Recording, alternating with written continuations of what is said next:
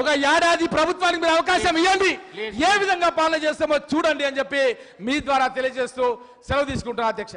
శ్రీమతి సబితా ఇంద్రారెడ్డి. ఒక నిమిషం ఇవ్వాలండి అధ్యక్ష. థ్యాంక్ యూ అధ్యక్ష, థ్యాంక్ యూ సో మచ్. ఈరోజు పరిగి శాసనసభ్యులు మొత్తం బట్టి గారు చెప్పాల్సిన సమాధానం అంతా చెప్పేశారండి. Thank you. కానీ ఒక విషయం మీ దృష్టికి తీసుకురావాలి అధ్యక్ష. రామ్మోహన్ రెడ్డి గారు మాట్లాడుతూ వికారాబాద్ జిల్లాను ఏర్పాటు చేయడంతో నష్టం జరిగింది అన్నట్టు మాట్లాడారు అధ్యక్ష. మీరు ఆ ప్రాంతానికి చెందిన వాళ్ళు, వికారాబాద్ జిల్లా గురించి 30 సంవత్సరాల నుండి పోరాటాలు చేసి వికారాబాద్ జిల్లా కావాలని వికారాబాద్ జిల్లాలో ఉన్న ప్రతి మనిషి గుండె కొట్టుకుంది అధ్యక్ష. వికారాబాద్ జిల్లా కేసీఆర్ గారు చేశారు. ఇప్పుడు ఎమ్మెల్యే గారు మాట్లాడుతూ, గౌరవ శాసనసభ్యులు మాట్లాడుతూ వికారాబాద్ జిల్లా వల్ల నష్టం జరిగింది.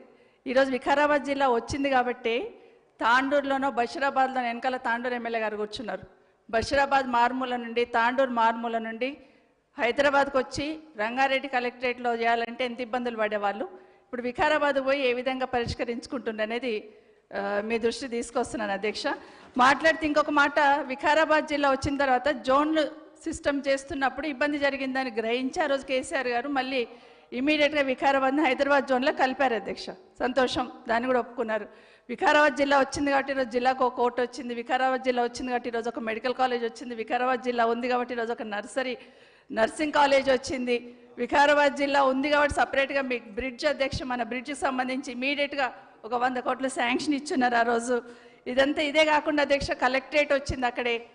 ఈరోజు మాట్లాడుతున్నప్పుడు రంగారెడ్డి జిల్లాలో కలపాలన్నట్టు మాట్లాడారు.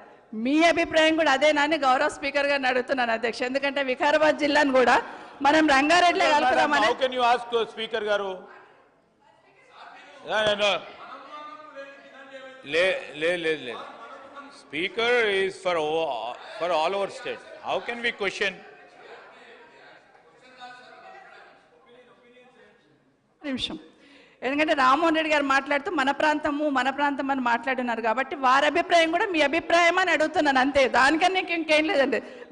గౌరవ స్పీకర్ గారిని రామ్మోహన్ రెడ్డి గారు మాట్లాడింది వికారాబాద్ ప్రజలు ఏదైతే ఉన్నారో మిమ్మల్ని కలిపి మాట్లాడినారు కాబట్టి దయచేసి మీరు అది ప్రభుత్వం దృష్టికి ఏ విధంగా తీసుకెళ్ళి మంత్రి గారు చెప్పండి. మా ఇన్ఛార్జ్ మంత్రి గారు చెప్పాలి. ఇప్పుడు మా ఇన్ఛార్జ్ మంత్రి గారు చెప్పాలి.